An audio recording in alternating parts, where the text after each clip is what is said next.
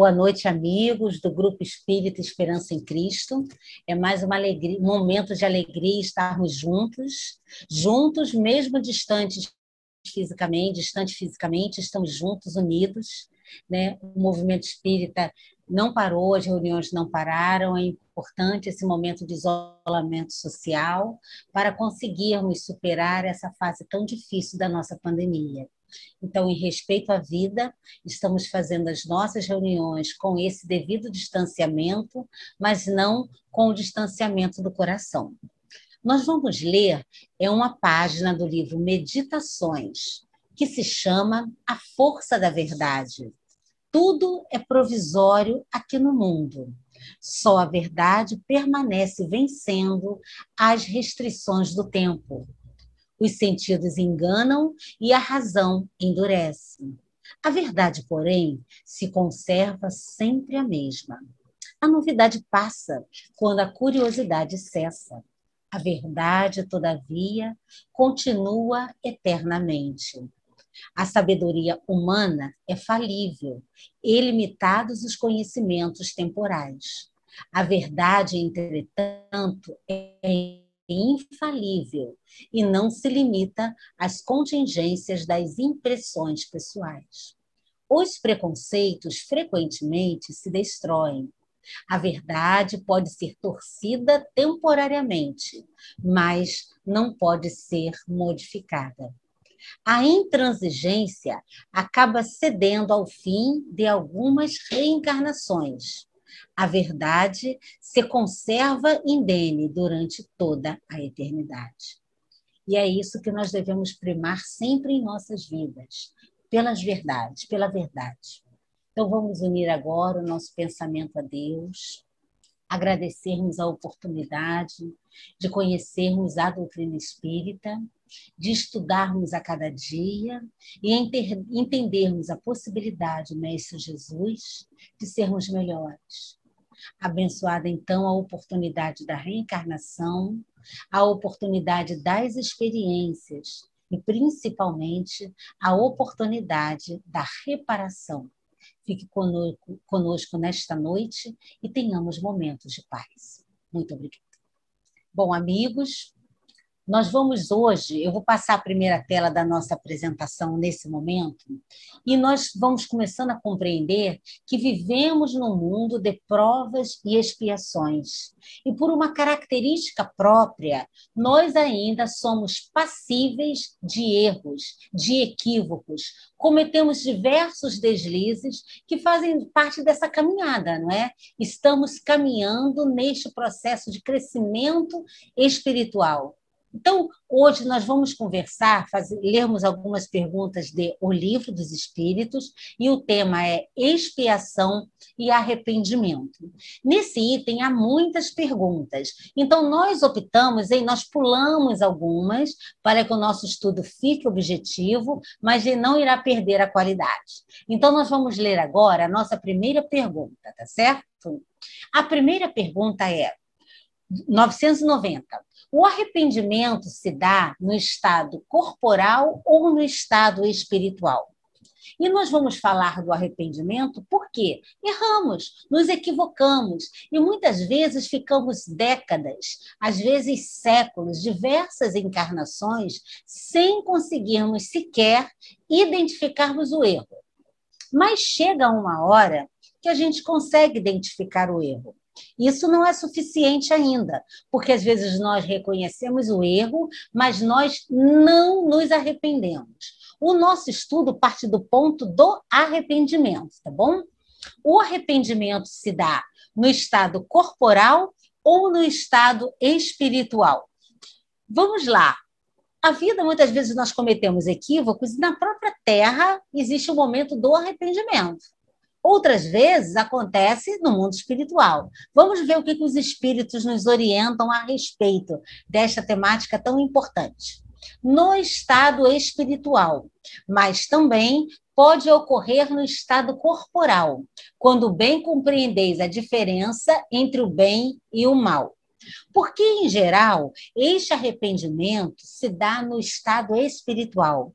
Porque na Terra nós temos uma visão limitada a respeito das nossas próprias ações. Então, nós vamos fazer uma analogia em que nós estamos no alto de uma montanha. Ao estarmos no alto de uma montanha, nós conseguimos ter uma visão ampla de toda a situação, de todo o vale, até chegar na montanha seguinte. Este estado de estarmos em cima da montanha seria, vamos dizer, o estado quando nós somos espíritos fora do corpo físico, numa fase de desencarnação. Então, nós temos essa visão, nós conseguimos perceber os equívocos das vidas passadas, nos arrependemos, fazemos os nossos planejamentos para a vida futura e encarnamos. Então, simbolicamente, tá? Esse momento em que nós reencarnamos é o momento em que nós descemos a montanha e vamos para o vale. Ou seja, nós temos as lembranças do todo, da visão. Mas quando nós estamos no vale, ou seja, no período da encarnação, nós muitas vezes cometemos novos deslizes. E aquilo que nós tínhamos, de repente, nos arrependido, fica meio atordoado. Então, as experiências que foram planejadas para nós, que têm ligação direta com as existências anteriores, que nós não nos recordamos, muitas vezes nós estamos inconformados com aquelas situações que nós mesmos escolhemos e ainda cometemos novos deslizes. Podemos nos arrepender, podemos até nos retratarmos, mas é mais simples, em função daquela visão maior, nós nos identificarmos com o arrependimento no período, ou seja, no estado espiritual, seja ele no período da desencarnação ou muitas vezes durante o período do sono. Porque é muito interessante isso. Quando o nosso corpo está em repouso físico, nós, espíritos, continuamos acordados, em atividade. E vamos para locais de acordo com o nosso interesse. Então, se a sementinha do arrependimento já começa na nossa vida, né, na nossa existência, quando nós estamos no repouso do corpo físico, este período preciosíssimo, ele pode ser aproveitado para ajustarmos as nossas reparações, porque, embora ligados fluidicamente ao corpo, nós estamos emancipados, com a alma emancipada. Por isso que a nossa mãe fala, ora antes de dormir, meu filho, faz a prece. Porque esse momento de sono, ele pode ser muito bem aproveitado no benefício da nossa evolução. Então, agora eu vou colocar a próxima pergunta para a gente dar prosseguimento ao nosso estudo, tá bom? Então, vamos lá. Qual é a consequência do arrependimento no estado espiritual?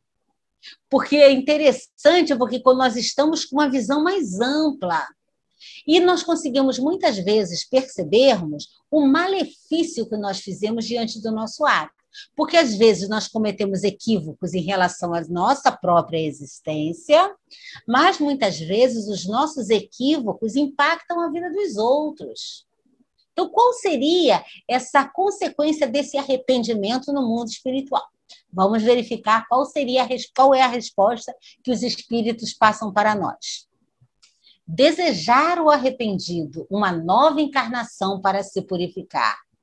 Aí a gente fica no mundo espiritual cheio de esperança, pede uma vida sobrecarregada de problemas. Eu quero nascer pobre, eu quero nascer em Irajá, eu quero andar de trem, de metrô lotado, eu quero ter um serviço. Aí os espíritos falam, calma, calma. As provas precisam, e as expiações precisam ser proporcionais à capacidade que o indivíduo tem para quê? Para suportá-las. Então, o que acontece? Desejar o arrependido uma nova encarnação para se purificar. O espírito compreende as imperfeições que o privam de ser feliz e, por isso, aspira a uma nova existência em que possa expiar as suas faltas. Por isso que maravilhosa é a nossa encarnação, porque nós somos dotados do livre-arbítrio. Ora, acertamos, ora nos equivocamos. A cada acerto, nós somos impulsionados à frente. Mas também, diante dos equívocos, quando nós vacilamos, muitas vezes cometemos atos até de grande impacto, né, para a nossa vida espiritual, mas mesmo assim, nós temos a oportunidade de reparar a nossa falta. Vamos continuar com o nosso estudo aí. Vamos ver qual é a próxima pergunta agora, que vai dar prosseguimento. Vamos lá. Não, tem uma observação. Que consequência produz o arrependimento no estado corporal? Porque no mundo espiritual, quando a gente consegue realmente identificar a gravidade dos nossos atos que a gente aspira, né, nós temos o planejamento futuro. Mas muitas vezes esse processo do arrependimento ele se dá no mundo material e nem todos têm o emocional preparado para conseguir identificar em si um ato de erro e vem o estado de culpa. A culpa não serve para nada. A culpa não resolve, a culpa só aprisiona. Então, se nós conseguimos identificar o erro, esquece a culpa. Errou, faz parte do processo. O que nós podemos fazer para sair daquele estado de que, meu Deus, eu errei, o que eu faço agora? Então, vamos ver o que os espíritos nos orientam. Vamos lá? Fazer que, já na vida atual, o espírito progrida, se tiver tempo de reparar as suas faltas. Veja que sabedoria dos espíritos, se tiver tempo para reparar as suas faltas. Porque acontece muito que o arrependimento chega no leito de morte. Chega, por exemplo, quando um indivíduo descobre uma doença grave. Aí ele começa a fazer uma reflexão da sua existência e consegue perceber muitos erros. E não há tempo, às vezes, de reparar nesta própria vida. Mas que bom que, pelo menos, conseguiu essa identificação. Às vezes, as doenças que chegam longas, as situações de dificuldade que vêm, algumas não no final da vida, no sentido da velhice, mas quando nós somos acometidos de doenças, que nós ficamos acamados ou numa situação de penúria física, esse período muitas vezes é um período de transformação. Levamos 50 anos da nossa vida sem darmos conta da preciosidade do tempo. E, às vezes, em 2 meses, é um compacto maravilhoso de reconhecimento de valores. Mas nem sempre a gente consegue o quê? Corrigir, reparar as faltas. Quando a consciência o exprobra e lhe mostra a imperfeição, o homem pode sempre melhorar-se. Mas esse tino, esse discernimento a respeito do próprio equívoco exige um esforço, porque é um processo de dor. E, na maioria das vezes, nós não queremos enxergar os nossos próprios erros. Nós preferimos enxergar os erros dos outros, do nosso marido, da nossa esposa, do nosso chefe, dos políticos. Nada é responsabilidade nossa. É uma maneira que nós temos de escondermos-nos diante de nossas faltas. Então, nós mascaramos a verdade. Mas esse estado de consciência um dia chega. E se chegar e nós tivermos tempo para repararmos os equívocos que nós fizemos, melhor ainda. Então, vamos para a nossa próxima pergunta, tá?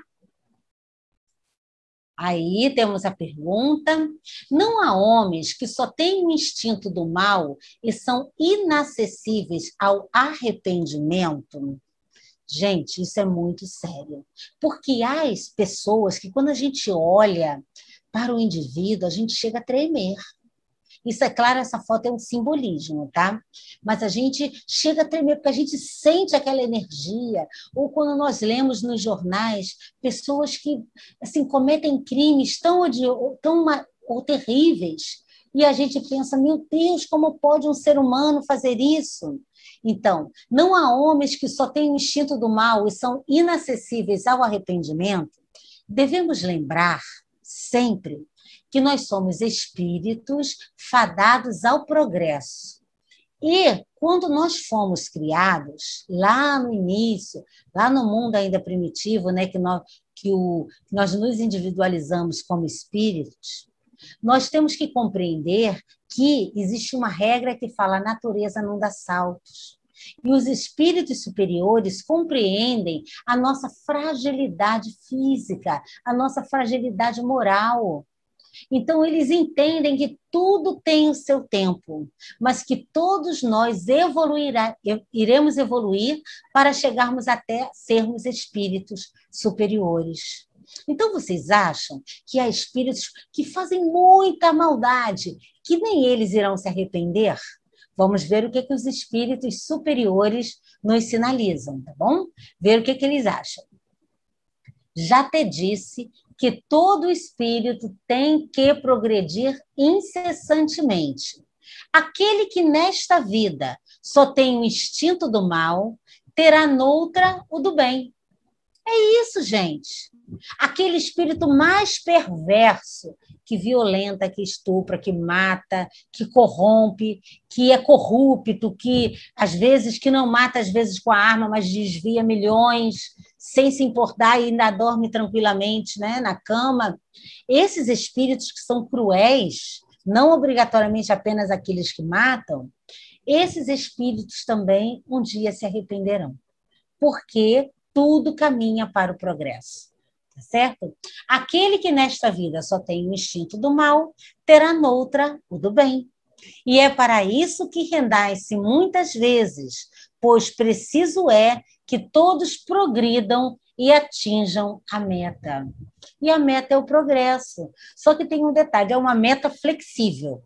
Né? Nesta existência, nós vamos vencer algumas das nossas imperfeições. Eu não gosto de chamar de defeito, porque defeito parece que é uma coisa fixa. Por exemplo, o pé da mesa está com defeito, está rachado.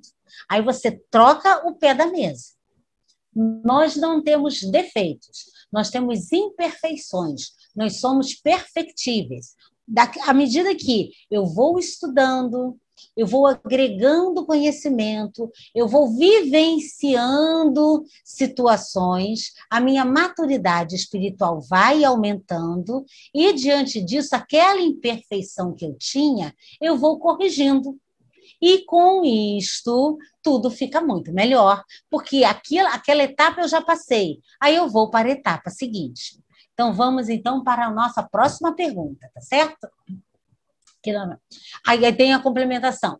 A diferença está somente em que uns gastam mais tempo do que os outros, porque assim o querem.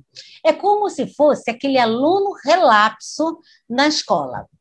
Ele fica brinca o tempo inteiro na escola, não faz o trabalho. Na hora do intervalo, ele fica mais tempo e não volta para a sala. Ele não faz os exercícios, né? E tem um grupo de aluno que, com muita dificuldade, acompanha, está estudando, e tem aquele que leva mais fácil. Né? Toda turma tem isso, né? Tem a turma do fundão. E esse pessoal da turma do fundão, que não quer nada, sempre simbolicamente, tá?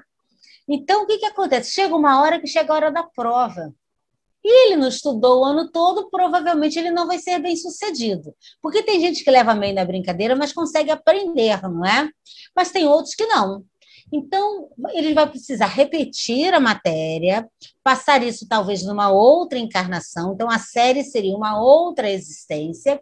Ele vai passar por experiências muito próximas daquela em que ele sucumbiu numa existência anterior e vai passar. Então, tem gente que demora, tem espírito que demora. Tem espírito que demora 300 anos para perdoar, mas um dia ele vai compreender que é necessário perdoar e vai se libertar. Coitada do nosso espírito protetor, né? Que tem que ficar ali, é um esforço maior, mas talvez o bônus hora seja dobrado. Aquele que só tem o instinto do bem já se purificou, visto que talvez tenha tido do mal em anterior existência. Então, como a natureza não dá saltos, como nós dissemos, aqueles seres que nós já percebemos a elevação da alma, também foram espíritos embrutecidos, porque não tem uma indicação, não tem protegidos do mundo espiritual que já nascem com características morais elevadas. Tudo é uma conquista.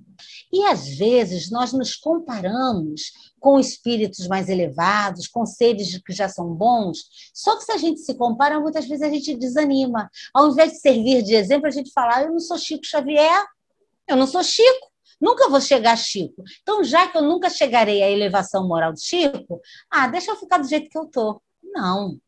Nós temos que compreender que é um degrauzinho de cada vez. Talvez nessa existência eu vença 2 ou 3 características morais, vença sim, eu dê alguns passos, em outras eu não vou conseguir. Mas, ao sairmos desse plano material, é importante nós sairmos para a vitória. Vamos continuar, porque o tempo passa rápido. Continuando, então, para a nossa próxima perguntinha aqui.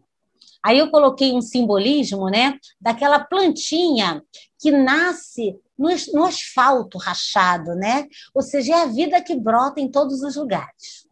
O homem perverso que não reconheceu suas faltas durante a vida, sempre as reconhece depois da morte?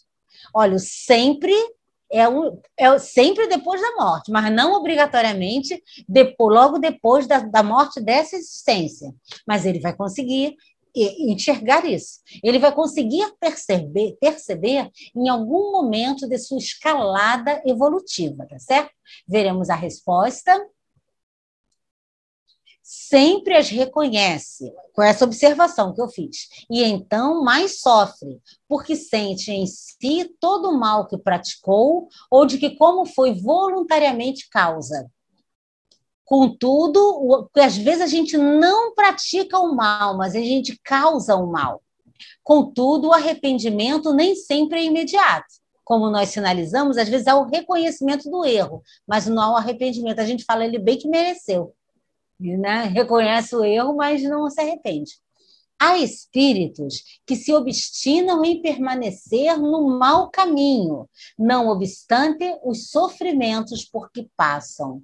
E a gente percebe isso nas várias leituras das colônias, dos grupos espirituais que vivem em ambiente de trevas. Eles sofrem, mas eles não conseguem sair dali porque eles se retroalimentam de mágoas. A mágoa é terrível. A tristeza, o não perdão, a autopiedade, a flagelação, esse sentimento de que nós somos as vítimas. Quando nós nos vitimamos diante das lutas, porque eu sou assim por causa do meu pai, eu pratiquei o crime porque ele me ofendeu. Não, gente. Nós precisamos assumir a responsabilidade dos nossos atos. Isso é muito importante. É claro que nós somos influenciados pelo meio, mas nós somos diretamente responsáveis por tudo aquilo que nós praticamos. Então, vamos continuar. Nós pulamos algumas perguntas, como nós dissemos, tá? Porém, cedo ou tarde, reconhecerão errada e a senda que tomaram, e o arrependimento virá, para esclarecer os trabalhos bons espíritos que também vós podeis trabalhar. Nós não estamos sozinhos. Se nós temos uma gama de espíritos inferiores que nos impulsionam para permanecermos no caminho errado, existe muito mais que nos querem bem e nos direcionam para o caminho do arrependimento. Então, nós vamos dar uma puladinha em algumas perguntas, tá? Vamos para o próximo. A expiação se cumpre no estado corporal ou no estado espiritual? Porque nós estávamos falando do arrependimento. Então, às vezes, a gente se arrepende, mas não quer reparar. Luta para não ter o processo da expiação. A expiação, ela se dá diante de um fato que, por exemplo, o nosso mundo é de provas e expiações. A prova... a gente não fez algo numa situação que nos mande passar por aquela. É mais um teste. Por exemplo, o teste... falar uma prova que muita gente acha que seria maravilhosa, uma prova maravilhosa, mas não é. A prova da riqueza, por exemplo.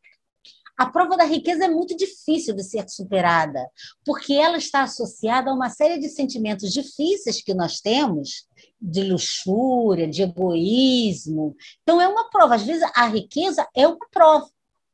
A expiação se dá quando aquela situação que nós estamos vivendo está ligada a algum equívoco do nosso passado. Então, vou dar um exemplo. Nós estamos ricos, somos ricos, encarnamos ricos. Não é uma prova, é uma expiação, tá bom? nós temos uma certa riqueza, nós temos indústria, seja o que for, e algo acontece no decorrer da nossa existência que nós perdemos aquela riqueza, por algum motivo. Ou a empresa foi à falência, ou ficamos doentes, precisamos nos desfazer. Muitas vezes aquela situação pode representar a perda da riqueza, pode ser uma expiação pelo mau uso do dinheiro que você fez em outra existência. Então, não há como nós sabermos se o que nós estamos passando é uma prova ou uma expiação. O mais importante é superarmos, tá bom? Mas aí o Kardec perguntou, a expiação se cumpre no estado corporal ou no estado espiritual? O que será que os espíritos respondem para nós? Vamos ver? Vamos tentar. A expiação se cumpre durante a existência corporal, mediante as provas que o espírito se acha submetido, e na vida espiritual, pelos sofrimentos morais inerentes ao estado de inferioridade do espírito.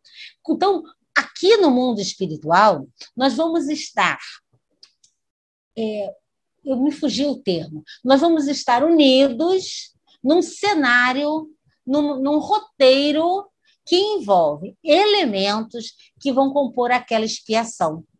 Sejam as pessoas que serão nossos familiares, as pessoas com quem nós vamos ter que cruzar em alguma etapa do caminho para partilharmos uma determinada experiência. Nós não sabemos, mas no mundo material, tudo é como se nós tivéssemos excelentes roteiristas, cenógrafos, né, platô, uma série de profissionais, só que nós estamos falando de espíritos, que vão fazer tudo se encaixar na nossa existência para que tudo se cumpra dentro de um planejamento. As decisões são nossas, tá? Mas é tudo um planejamento, e esse planejamento nós fizemos parte antes da nossa encarnação. Então, nós acompanhamos esse planejamento e muitas vezes nós pedimos para passar por aquelas experiências. Dificilmente há aqui na Terra a encarnação compulsória. Todos nós, em maior ou menor escala, participamos deste planejamento de nossa existência. Então, vamos continuar aqui. A próxima. Aí tem a figura simbólica, né, de um ser arrependido. Basta o arrependimento durante a vida para que as faltas do espírito se apaguem e ele ache graça diante de Deus? Gente, seria muito fácil. Eu cometo erro e me arrependo. Desculpa, Senhor, eu me arrependo. Gente, seria muito simples. Por quê? Porque não existe o processo da reparação. Aí você continua errando, porque você não sentiu o peso do processo da transformação. Então, basta arrepender-se. Aí, o que os espíritos sinalizam para nós? Vamos verificar. O arrependimento concorre para a melhoria do espírito, mas ele tem que expiar o seu passado. Então, não basta arrepender-se. É necessário arrepender-se. Nós reconhecemos o erro, nós nos arrependemos. Então, identificar o erro é a primeira etapa. Tem o arrependimento, mas não é suficiente, tá bom? Vamos continuar, então, mais um pouquinho. O arrependimento abre o caminho da reabilitação, tá certo? A expiação, por esse processo de reabilitação, sofre não somente pelo mal que fez, como pelo bem que deixou de fazer, ou opta pela ação do amor, da caridade, isso é para com todos. E também tem o processo da reparação, você tem que reparar o mal que fez. Você não, nós, porque eu me incluo nesse pacote de seres que ainda cometem muitos equívocos aqui na Terra. Reparação. Só a reparação pode anular o efeito. O arrependimento é uma etapa fundamental, mas você precisa reparar, você precisa se retratar para consigo próprio e para com aquele indivíduo para o qual você cometeu uma falta. Consiste em fazer o bem àqueles a quem se havia feito mal. É preciso consertar. É como se fosse aquela xícara que nós quebramos, o copo que nós quebramos. A gente vai até emendar, vai ficar todo emendadinho, mas se buscou essa reparação. Agora, se a outra parte vai perdoar, isso você já não pode, não depende mais de você. Você fez um equívoco, você se arrependeu e você está buscando a retratação. Você está pedindo o perdão e está buscando... Que também não adianta só pedir o perdão, você tem que buscar a retratação. Você fez o seu melhor tentando se retratar, se esforçando para consertar a confusão que foi feita, né? Mesmo sendo coisas graves, você conseguiu, reconheceu e está tentando corrigir, se esforçando de forma sincera, você está tentando reparar. E quando você se predispõe a essa reparação, uma série de espíritos envolvidos, né, que acompanham os nossos dramas, eles nos ajudam. E no período do sono são feitas reuniões, são feitos encontros, em que as partes são levadas, é como se fosse como a gente fala, uma conciliação, uma reunião de conciliação, que nós vemos, às vezes, nas causas judiciais, também tem no mundo espiritual, em que há aqueles que funcionam como espécie de advogados, que vêm o quê? Só que dos dois lados são advogados de defesa, né? Eles vêm tentando, para que as partes envolvidas consigam se entender. A partir do momento que há essa oportunidade, há todo um planejamento para que haja a retratação de fato no ambiente físico. Consiste em fazer o bem àqueles a quem se havia feito mal. Esse trecho está em O Céu e o Inferno. Nós estamos estudando o Livro dos Espíritos, mas nós sabemos que o Pentateuco ele trata o mesmo tema, muitas vezes, em várias situações, em vários contextos diferentes, mas falando da mesma situação. Então, nós vamos continuar aqui.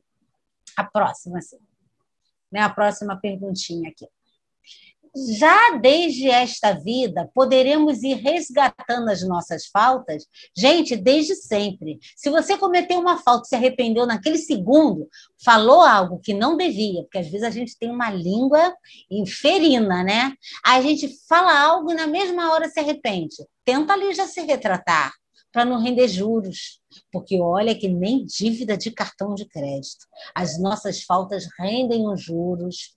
E como nós não sabemos como o outro vai receber as nossas palavras, pode ser que o outro ouça e fale assim, coitado, né? Só sabe ser infeliz nas palavras. Mas pode ser que haja mágoa. E as mágoas mal resolvidas, elas aprisionam, elas são como correntes. Então, na medida do possível, cometeu o equívoco, reconheceu o equívoco, vai tentando resgatar desta vida. Vamos lá, vamos continuar aqui. Vamos ver o que é que os espíritos... Sim, reparando-as. Mas não creiais que as resgateis mediante algumas privações pueris. É claro, se for uma falta pequena, o conserto é mais fácil. Ou distribuindo em esmolas o que possuirdes, depois de morrerdes, quando de nada mais precisais. Deus não dá valor a um arrependimento estéril, sempre fácil e que apenas custa o esforço de bater no peito. E nem é aquele arrependimento que a gente faz aquele textão na internet para receber um monte de like, para fazer... Porque muitos têm necessidade de expor isso. Gente, se nós nos arrependemos de um erro e temos que corrigir, se é algo que podemos corrigir com a pessoa nesta vida, façamos nós e a outra parte. Não tornemos público, não tornemos o que nós... Porque às vezes a gente só quer o aplauso, o arrependimento não é verdadeiro. Então, vamos continuar. Deus não dá valor a um arrependimento estéril, sempre fácil e que apenas custa o esforço de bater no peito. A perda de um dedo mínimo, quando se esteja prestando um serviço, apaga mais faltas do que o suplício da carne suportado durante anos com um objetivo exclusivamente pessoal. Só por meio do bem se repara o mal. Veja, olha só por meio do bem se repara o mal. E a reparação nenhum mérito apresenta se não atinge o homem nem no seu orgulho, nem nos seus interesses materiais. Então, o arrependimento precisa ser sincero e a reparação também. Ela não é uma reparação para ser pública ou para que nós nos envaideçamos, né? Precisa ser totalmente sincero. Então, vamos continuar. Para a próxima telinha. Olha que o arrependimento é libertação, né? Que deve fazer aquele que, em artigo de morte, reconhece suas faltas. Lembra que nós comentamos, né, que às vezes no final da vida o indivíduo se arrepende, quando já não tem tempo de as reparar. Basta ali, nesse caso, arrepender-se, ou seja, ele não vai ter como se consertar a coisa torta que fez, não é? Mas que bom que nós temos várias vidas. Vamos ler a resposta, que o nosso estudo já está indo. O arrependimento lhe apressa a reabilitação, mas não o absolve. O erro precisa ser reparado. Só o bem repara o mal. Diante dele não se desdobra o futuro. Diante dele não se desdobra o futuro que jamais se lhe tranca. Porque quando nós desencarnamos aqui, a vida prossegue, é a mesma vida, só que é uma vida longe do corpo físico, mas é a vida que prossegue. Vamos continuar então. Vamos continuar então o nosso texto. Nós cometemos inúmeros equívocos e muitas vezes, quando nós reconhecemos o erro, nós nos martirizamos e nós colocamos as algemas da culpa. Por isso que eu trouxe esse texto aqui do auto-perdão. Auto-perdão. Eu me perdoo pelos meus erros cometidos. Eu me perdoo por não ser perfeito. Eu me perdoo pela minha natureza humana. Eu me perdoo pelas minhas limitações. Eu me perdoo por não ser onipotente. Eu me perdoo por não ter todo o conhecimento e as ciências existentes. Eu me perdoo. É muito importante, sim, nós conseguirmos compreender que o processo de erro e acerto faz parte da grande escalada evolutiva. Então, quando nós enxergarmos em nós o equívoco, não vamos nos martirizarmos pelo erro que cometemos. E eu tenho certeza que muitos de vocês que agora me ouvem cometeram equívocos na vida que se arrependem profundamente. E isso vira uma espécie de fantasma que atormenta, né? O sentimento dentro do coração, é a culpa que não para de bater, né? Então, nós vamos fazer o convite para término deste estudo. Nós vamos, cada um de nós, em seu lar, nós vamos reler esta oração do auto-perdão e compreendermos que Deus já nos perdoou. Deus já nos perdoou. Então, agora é a hora de nós nos auto-perdoarmos e começarmos o processo de retratação, porque, como bem disse os espíritos, só o bem corrige com certo mal. Vamos ler juntos. Auto-perdão. Eu me perdoo pelos erros cometidos. Eu me perdoo por não ser perfeito. Eu me perdoo pela minha natureza humana. Eu me perdoo pelas minhas limitações. Eu me perdoo por não ser onipotente. Eu me perdoo por não ter todo o conhecimento e as ciências existentes. Enfim, eu me perdoo. E nesse clima de auto-perdão, nós vamos encerrar o encontro desta noite, agradecendo ao nosso Mestre Jesus por ter sido para nós o maior exemplo de perdão. Daquele ser que perdoou a tantos que o fizeram mal, porque ele compreendia que nós éramos muito ignorantes, que de fato nós não éramos maus. Então, obrigada, Mestre Jesus, por guiar os nossos passos. Obrigada por compreender as nossas fragilidades da alma e sempre interceder por nós junto a Deus, para que consigamos vencer, superar as nossas imperfeições. E que cada um de nós tenha um momento de paz após o nosso encontro. Obrigada, Jesus.